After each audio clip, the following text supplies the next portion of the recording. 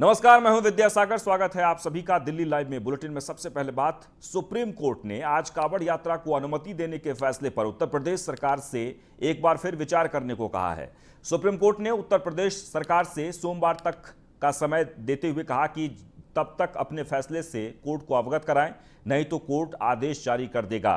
वहीं कोर्ट में केंद्र की ओर से दायर हलफनामे में कहा गया है कि हरिद्वार से गंगाजल लेकर कांवड़ियों का अपने इलाके के मंदिर तक ले जाना कोरोना संक्रमण के मद्देनजर उचित नहीं है, इसलिए टैंकर के जरिए गंगाजल को जगह जगह उपलब्ध करवाए जाएं। साथ ही कोर्ट ने उत्तर प्रदेश को एक बार फिर से विचार करने को कहा है और सोमवार तक समय दिया है। कोर्ट ने कहा कि हम आपको विचार का एक और मौका देना चाहते हैं ताकि आप इस पर सोचें कि यात्रा को अनुमति देनी चाहिए या नहीं।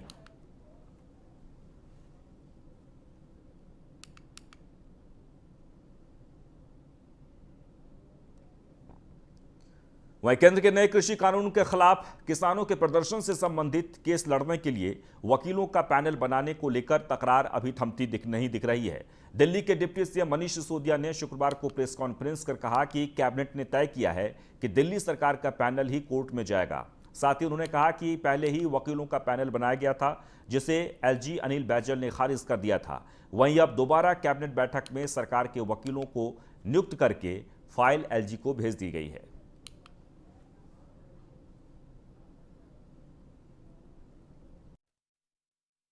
दिल्ली में आज कैबिनेट की बैठक हुई और बैठक में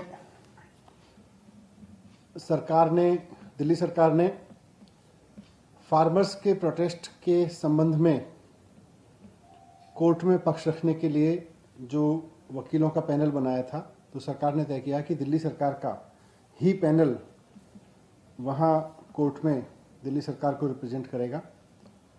पहले भी दिल्ली सरकार ने इसका पैनल बनाया था, तो केंद्र सरकार ने एलजी साहब के माध्यम से उसको रिजेक्ट करने की कोशिश की थी, पर आज दिल्ली सरकार ने तय किया कि दिल्ली का ही पैनल रिप्रेजेंट करेगा। ये तो आज दिल्ली सरकार ने तय किया, लेकिन ये बड़ा अनफॉर्चुनेट है कि केंद्र सरकार एलजी साहब के माध्यम से लगातार दिल्ली की चुनी हुई सरकार के काम में हस्तक्षेप कर रही है। वकीलों की नियुक्ति ट्रांसफर्ड सब्जेक्ट है, जो ट्रांसफर्ड सब्जेक्ट का मतलब है कि संविधान के हिसाब से दिल्ली की चुनी हुई सरकार को करनी है, लेकिन एलजी साहब बार बार उसमें हस्तक्षेप कर। वहीं दिल्ली में एमसीडी में भ्रष्टाचार को लेकर केजरीवाल सरकार और बीजेपी के बीच चल रहा संघर्ष खत्म होने का नाम नहीं ले रहा है। आम आदमी पार्टी के प्रवक्ता सौरभ भारद्वाज ने प्रेस कॉन्फ्रेंस करते हुए बीजेपी पर फिर से हमला बोला है। उन्होंने कहा कि बीजेपी को अब एमसीडी में भ्रष्टाचार दिखने लगा है। बीजेपी अब भ्रष्टाचार को खत्म करने के लिए मिशन शुरू करेगी, लेकिन बड़ा सवाल यह है कि 2017 में जब एमसीडी का चुनाव था तब भी यही हुआ था। वहीं अब बीजेपी के ही दो पार्षद छैल बिहारी गोस्वामी और ज्योति लोचैया एमसीडी में भ्रष्टाचार की लिखित शिकायत की है। उन्होंने लिखा कि एमसीडी में खुलेआम भ्रष्टाचार हो रहा है।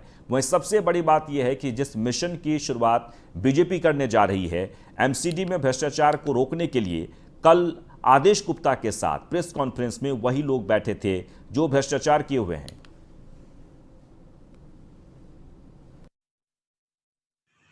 और ये भ्रष्टाचार को खत्म करने की इन्होंने नीति बनाई है। इनके ऊपर आरोप था और बाकायदा इन्हीं के द्वारा दायर एफिडेविट और इन्हीं के द्वारा दायर डेटा से हमने ये प्रेस कॉन्फ्रेंस की थी कि इंद्रजीत शेरावत के पास 2017 में मात्र 1 करोड़ 24 लाख रुपए थे और 2 प्रॉपर्टीज थी। 2019-20 में जो उन्होंने खुद इंफॉर्मेशन दी है एमसीडी में, उसमें उनके पास अब 6 प्रॉपर्टी हैं। 2 करोड़ 58 लाख रुपए, मतलब प्रॉपर्टी 3 गुना हो गई है। उनके पास जो नगद है वो दुगना हो गया है और उनके पास महिपालपुर में करीब 20 करोड़ की लागत से एक होटल चल रहा है जो कि अनऑथराइज्ड है। एमसीडी ने कागजों में उसको गिरा दिया है, मगर वो होटल बाकायदा जीता।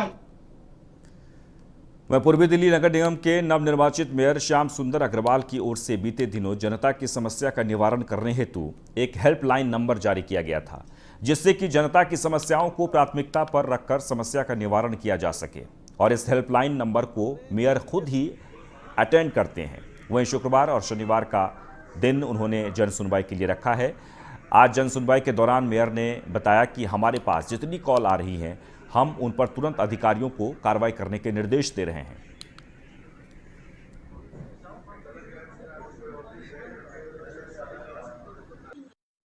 आज कुल 20 शिकायतें आई हैं, जिसमें 2 पब्लिक हेल्थ की थी, 2 अकाउंटमेंट की थी और 3 शिकायतें सैनिटेशन यानी कि सफाई व्यवस्था की थी। हमने सभी शिकायतों को संज्ञान में लिया है और सभी अधिकारी यहाँ पे आए हुए थे, उनको निर्देश दे दिए गए हैं और मुझे उम्मीद है कि 1-2 शिकायतों को छोड़ के, जो कि इसमें समय लगने वाला है, बाकी शिकायतों को हम आज ही हल कर लेंगे। आज कुल 20 शिकायतें आई हैं, जिसमें 2 पब्लिक हेल्थ की थी, 2 अकाउंटमेंट की थी और 3 शिकायतें सैनिटेशन यानी कि सफाई व्यवस्था की थी। हमने सभी शिकायतों को संज्ञान में लिया है और सभी अधिकारी यहाँ पे आए हुए थे, उनको निर्देश दे दिए गए हैं और मुझे उम्मीद है कि 1-2 शिकायतों को छोड़ के, जो कि इसमें समय लगने वाला है, बाकी शिकायतों को हम आज ही हल कर लेंगे। वहीं पहलवान सागर धनकर हत्याकांड में पहलवान सुशील कुमार की गिरफ्तारी के बाद गैंगस्टर लॉरेंस बिश्नोई और काला जठेरी के नाम सुर्खियों में है। वहीं न्यूज़ 1 इंडिया ने गैंगस्टर लॉरेंस बिश्नोई से पटियाला हाउस कोर्ट के बाहर एक्सक्लूसिव बातचीत की है। बातचीत में गैंगस्टर लॉरेंस ने कैमरे पर पहलवान सुशील के साथ काला जठेरी और खुद के रिश्ते को कबूल किया है। साथ ही उसने कहा कि काला भाई की दोस्ती सुशील से है। क्या कुछ कहा, सुनिए।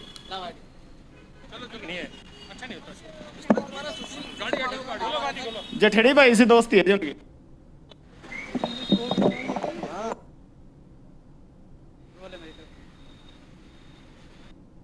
ये जो थे सबसे बड़े गैंगस्टर लॉरेंस बिश्नोई हैं, इस वक्त जो पटियाला हाउस में थी, इनकी पेशी थी और 65 दिन के रिमांड के बाद ये यहाँ पर लाए गए थे। इनसे सीधा सवाल किया गया कि सुशील के साथ जो इनके जो संबंध बताए जा रहे थे, जिस तरीके से बताया जा रहा था कि जो स्टेडियम में भी इनसे लोग मिलने के लिए आते थे, लेकिन उन्होंने कहा कि सीधा कि काला जठेड़ी से उनकी बातचीत थी, ना कि मेरे से कोई किसी तरीके का संबंध था। दिल्ली से टीपू सुल्तान की रिपोर्ट।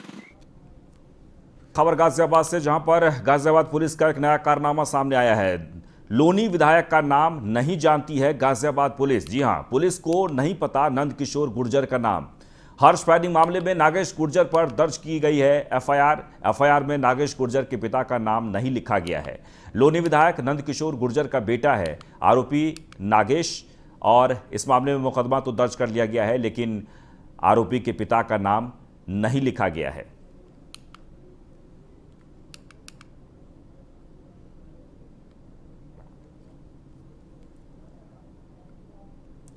खबर गौतम बुद्ध नगर से है, जहां पैरा ओलंपिक टूर्नामेंट के लिए भारत की ओर से प्रतिनिधित्व के लिए जिलाधिकारी गौतम बुद्ध नगर सुहास एल वाई के नाम का चयन हुआ है। बैडमिंटन वर्ल्ड फेडरेशन ने में रैंकिंग और प्रदर्शन के आधार पर BAI और PCI इंडिया को आमंत्रण भेजा है। बता दें कि सुहास एल वाई फिलहाल वर्ल्ड रैंकिंग में तीसरे नंबर पर हैं और इसी प्रदर्शन के आधार पर BWF द्वारा पैरा ओलंपिक के लिए बैडमिंटन के खेल में भारत का प्रतिनिधित्व करने के लिए चुना गया है। पैरा ओलंपिक टूर्नामेंट का आयोजन अगले महीने जापान के टोक्यो में हो रहा है।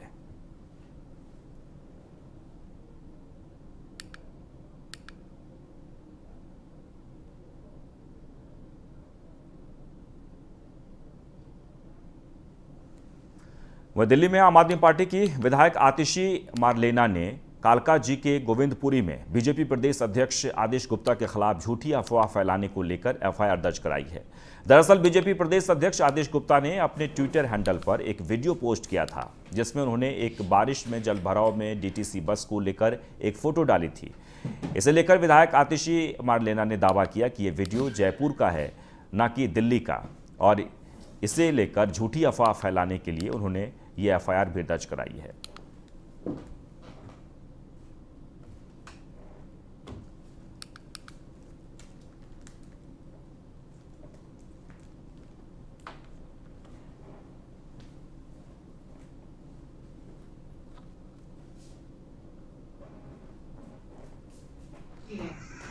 कल अपने ट्विटर हैंडल @आदेश_गुप्ता बीजेपी से एक ट्वीट किया। ट्वीट में उन्होंने एक वीडियो डाली जिसमें एक बस में बरसात का पानी भरा हुआ है, वो ऐसी सड़क पे जा रही है जहां पे पानी भरा हुआ है और बस के अंदर भी पानी घुस रहा है। आदेश गुप्ता जी ने अपने ट्विटर के टेक्स्ट में ये लिखा, दिल्ली में केजरीवाल सरकार द्वारा बनाए गए वर्ल्ड क्लास स्विमिंग पूल में 33 न्यूज सबके सामने प्रस्तुत करने में सबसे आगे रहती है, तो हो सकता है उन्होंने ऑल्ट न्यूज जो फेक न्यूज के पोल खोलती रहती है उसका नाम ना सुना हो।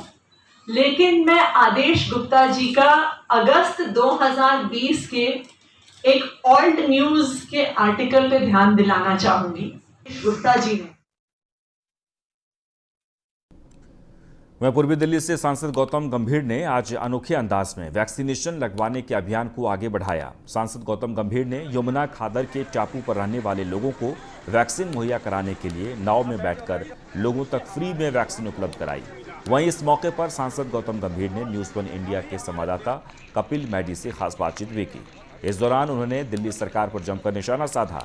उन्होंने कहा कि दिल्ली सरकार केवल बड़े बड़े होर्डिंग बैनर लगाकर जनता के पैसों का दुरुपयोग कर सकती है।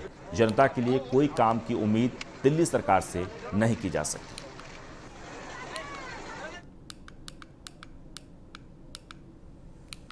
वहीं कोरोना की तीसरी लहर के मद्देनजर ऑक्सफैम एनजीओ ने हरिनगर के दीनदयाल उपाध्याय हॉस्पिटल को 30 लाख रुपए के ऑक्सीजन और मेडिकल के जरूरी उपकरण उपलब्ध कराए हैं ताकि कोरोना की तीसरी लहर में किसी को भी परेशानी न हो।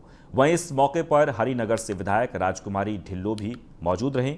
वहीं इस मौके पर उन्होंने बताया कि ये प्रयास तीसरी लहर से निपटने के लिए बहुत कामगार साबित होगा।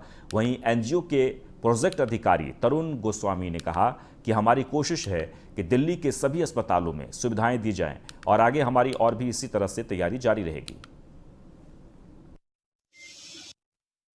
ऑक्सफैम इंडिया इस समय जो है हम लोग कोविड के संभावित तीसरी लहर के खतरे को देखते हुए हम लोग दिल्ली के विभिन्न हॉस्पिटलों में ये सारा मेडिकल इक्विपमेंट सामान जो कि कोविड अगर आता है तीसरी लहर तो उसमें ये सब सारा हेल्प हो जाएगा, तो उसको सोच के हम लोग डोनेट कर रहे हैं और हैंडओवर कर रहे हैं। तो आज का जो ये प्रोग्राम है इसको माइक्रोसॉफ्ट ने हमारे साथ मिलकर कर रहे हैं और इसमें हमारा 2 वेंटिलेटर जो हमने एक आईसीयू सेटअप के लिए डीडीओ हॉस्पिटल में डोनेट कर रहे हैं। हमारे लिस्टिंग में 500 बेड से बड़े 2 हॉस्पिटल को हमने सिलेक्ट कर रखा है जहाँ पे ये सारा सामान जाएगा।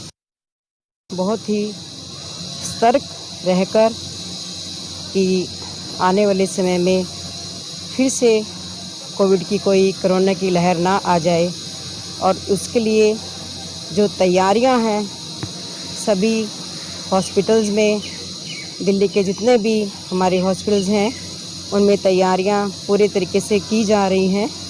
किसी भी कमी, इक्विपमेंट्स की मेडिकल कमी ना रहे। बहुत ही एक अच्छे अखिल भारतीय दयानंद सेवाश्रम संघ के पदाधिकारी कोरोना काल में लोगों की सेवा कर रहे हैं। संघ के राष्ट्रीय महामंत्री जोगिंदर खट्टर ने कहा कि आज हमने उस विषय पर चर्चा की जो पूरे देश में गरीब, मजदूर, असहाय लोग हर तरह से परेशान हैं। साथ ही उन्होंने कहा कि पूरे देश में गरीब, असहाय, मजबूर बच्चे, महिलाएं असमर्थ हैं और उनके पास कोई काम धंधा नहीं है। अखिल भारतीय दयानंद सेवाश्रम संघ के राष्ट्रीय महामंत्री जोगिंदर खट्टर जी हैं जो आर्य समाज के लिए पूरे देश में सोशल, गरीब, असहाय लोगों के लिए जिस तरह से काम कर रहे हैं उसको लेकर के हम इनसे बात करेंगे कि जोगिंदर जी जिस तरीके से आपका आर्य समाज आज काम कर रहा है पूरे देश में, उसको लेके आप क्या कहेंगे, किस तरीके से लोगों के बीच में जाकर आप काम करते रहे? देखिए, आर्य समाज स्थापना काल से ही जिस प्रकार से सामाजिक उत्तरदायित्व को निभाता आया है, सामाजिक जिम्मेदारियों को निभाता आया है, अब वो चाहे सती प्रथा का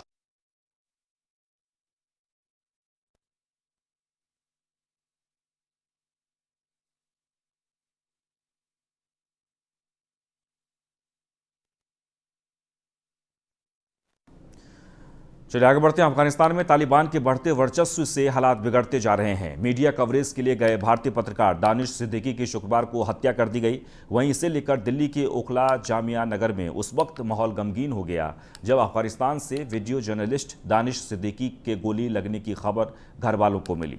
दानिश सिद्दीकी के पिता प्रोफेसर अख्तर सिद्दीकी ने बताया कि वह ऑफिस के असाइनमेंट के तहत अफगानिस्तान में हो रही घटना को कवर करने गए हुए थे। उन्होंने बताया कि आज दोपहर को उनके दफ्तर से ये खबर मिली, गोली लगने की वजह से उनकी मौत हो गई है। ऑफिशियली ये है कि वो अपने ऑफिशियल असाइनमेंट के ऊपर अफगानिस्तान में गए हुए थे। अपना जो भी उनका काम था वो कवर करने के लिए गए हुए थे, और हमें आज आफ्टरनून बिफोर नून ऑफिस से खबर मिली कि वो उनके साथ ही हादसा हो गया है। और उसके बाद फिर मिनिस्ट्री ऑफ एक्सटर्नल अफेयर्स से भी हमारे पास इंफॉर्मेशन आई, और उसके बाद उन्होंने बताया कि वो कोशिश कर रहे हैं और ट्रेस। और इसी के साथ ही इस बुलेटिन में बस इतना ही, लेकिन आप बने रहें न्यूज़ 1 इंडिया के साथ। नमस्कार।